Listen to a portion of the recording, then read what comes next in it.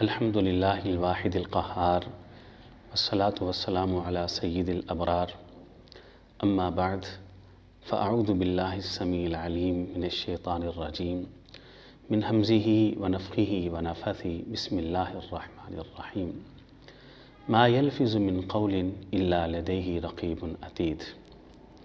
انسان کا یہ جسم اور وجود، اس سارے جسم کے اندر جتنے اعضاء ہیں، ہر عضو آپ جب اس کو استعمال کرتے ہیں تو ایک وقت آتا ہے وہ تھک جاتا ہے۔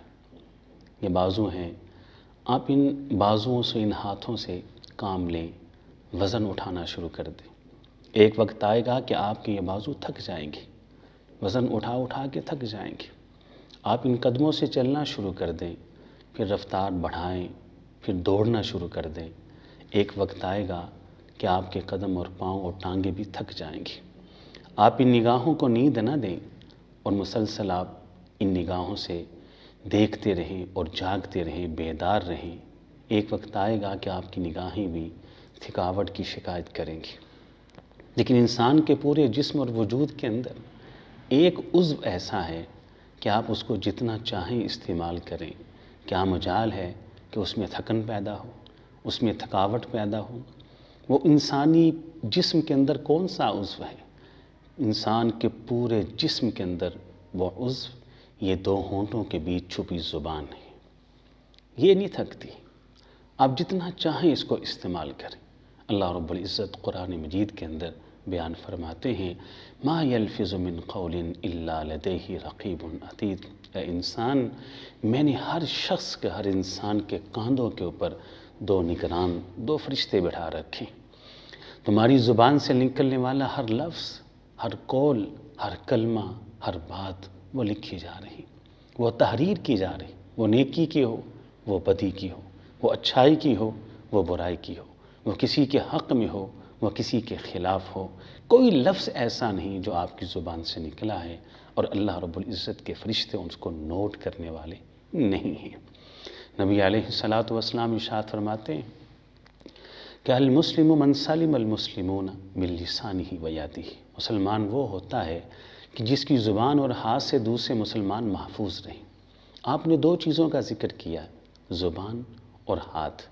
زبان کی ایذا ہاتھ کی ایذا سے زیادہ سخت ہوتی ہے۔ وہ کیسے؟ کہ آپ اپنے ہاتھ سے صرف اسے ایذا پہنچا سکتے ہیں جو آپ کے سامنے موجود ہے۔ جو موجود نہیں، آپ ان ہاتھوں سے اس کو ایذا نہیں پہنچا سکتے۔ بلکہ موجود نہ ہو، بلکہ سامنے کھڑا شخص ناتواں اور کمزور بھی ہو، اگر وہ شاہزور ہے، وہ طاقتور ہے، وہ توانا ہے، تو پھر بھی آپ اپنے ہاتھ سے اس کو تکلیف نہیں پہنچا سکتے، الٹا وہ آپ کو تکلیف دے دے گا۔ لیکن زبان کا معاملہ الٹ ہے۔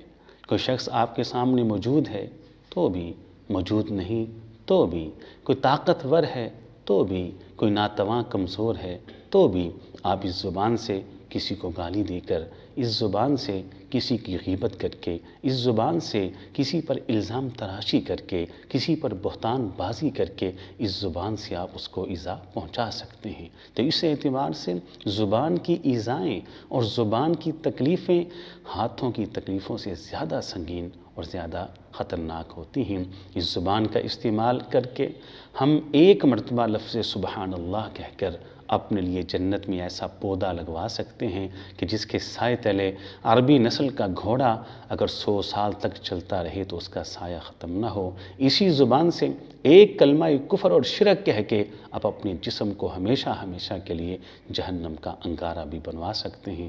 تو زبان کا استعمال ہمیشہ سوچ کر کریں، سمجھ کر کریں اور اچھائی اور خیر کی راہ میں کریں۔ اللہ تعالی ہمیں سمجھ کے عمل کی توفیق عطا فرمائے۔ وآخر دعوانا الحمد للہ رب العالمین۔